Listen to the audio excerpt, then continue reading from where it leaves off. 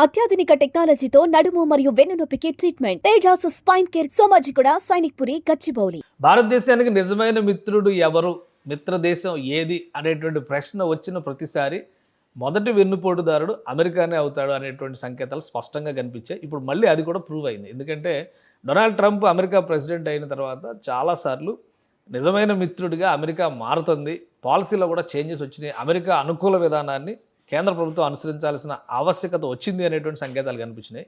కానీ అసలైనటువంటి యుద్ధ సమయంలో కదా అసలు రంగు బయటపడేది. ఇప్పుడు అమెరికా రంగు బయటపడింది. యుద్ధాన్ని విరమింపజేయడానికి తానే కారణం అని చెప్పినటువంటి డొనాల్డ్ ట్రంప్ బయట చేస్తున్నటువంటి వ్యవహారాలు, అంటే ఐఫోన్లకు సంబంధించినటువంటి ఫ్యాక్టరీలు ఇండియాలో వద్దని చెప్పినట్టుగానే ఇప్పుడు భారతదేశాన్ని ఈ సంకట సమయంలో ఇబ్బంది పెట్టేటువంటి ప్రణాళికని అమలు చేసినటువంటి టర్కీకి కొమ్ము కాస్తున్నారు. ఎలా అంటే ఒక అతిపెద్ద డీల్ని రెడీ చేసి పెట్టుకున్నారు. అమ్రామ్ అనేటువంటి ఆయుధాలకు సంబంధించి 19,000 కోట్ల రూపాయల డీల్ని అమెరికా ప్రభుత్వం డొనాల్డ్ ట్రంప్ టర్కీ ప్రెసిడెంట్తో చేసుకోబోతున్నాడు. 19,000 కోట్ల రూపాయలు, అది కూడా ఆయుధాలకి సంబంధించినటువంటి డీల్ ఇది. సో ఇందులో ఏంటంటే అమ్రామ్ క్షిపణులు, అమ్రామ్ అంటే అడ్వాన్స్డ్ మిసైల్ సిస్టమ్ అనమాట ఇది. సో దీన్ని తీసుకొచ్చి మీడియం రేంజ్ మిసైల్ సిస్టము, దీన్ని తీసుకొచ్చి టర్కీకి అమ్మడానికి రెడీ చేసుకున్నారు. దాంతోపాటు F-35 డీల్ నుంచి టర్కీ అవుట్ అయింది. అంటే రష్యా నుంచి S-400, ఇప్పుడు మనది ఏదైతే సుదర్శన చక్రం అని చెప్తున్నామో ఆ రక్షణ వ్యవస్థల్ని కూడా టర్కీ గతంలో కొనుగోలు చేసింది.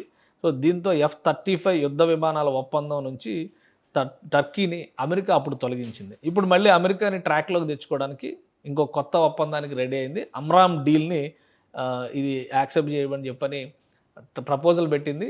డొనాల్డ్ ట్రంప్ దానికి సుముఖంగా ఉన్నాడు. అంటే యుద్ధం జరుగుతున్నప్పుడు మంచితనంతో లేదా రెండు దేశాల మధ్య ఒక బంధాన్ని కాల్పుల విరమణ ద్వారా తీసుకొచ్చింది నేనే అని చెప్పినటువంటి డొనాల్డ్ ట్రంప్ ఆయన తీసుకున్నటువంటి నిర్ణయాలు భారతదేశాన్ని భవిష్యత్తులో ఖచ్చితంగా ఇబ్బంది పెట్టేటువంటి అంశాల్లా కనిపిస్తున్నాయి. కాబట్టి నిజమైన మిత్రుడు ఎవరు, నిజమైన శత్రువు ఎవరు తెలుసుకునేటువంటి సందర్భం మళ్ళీ వచ్చింది. రష్యా భారతదేశంతో గతంలో కూడా 1971 యుద్ధం సందర్భంలో కూడా రష్యానే భారతదేశానికి అండగా నిలిచింది. మళ్ళీ ఇప్పుడు కూడా రష్యా తప్పితే నిజమైన మిత్రుడు అగ్రరాజ్యాల్లో ప్రధానంగా అమెరికా, చైనా, రష్యా ఈ ఈక్వేషన్ చూసినప్పుడు రష్యానే భారత్కి అండగా నిలిచేటువంటి దేశం అనేటువంటి సంకేతాలు మరోసారి పంపినట్టు అవుతుంది. సుమన్ టీవీలో మీ పర్సనల్ అండ్ బిజినెస్ ప్రమోషన్స్ కోసం కింది నెంబర్కి కాంటాక్ట్ చేయండి.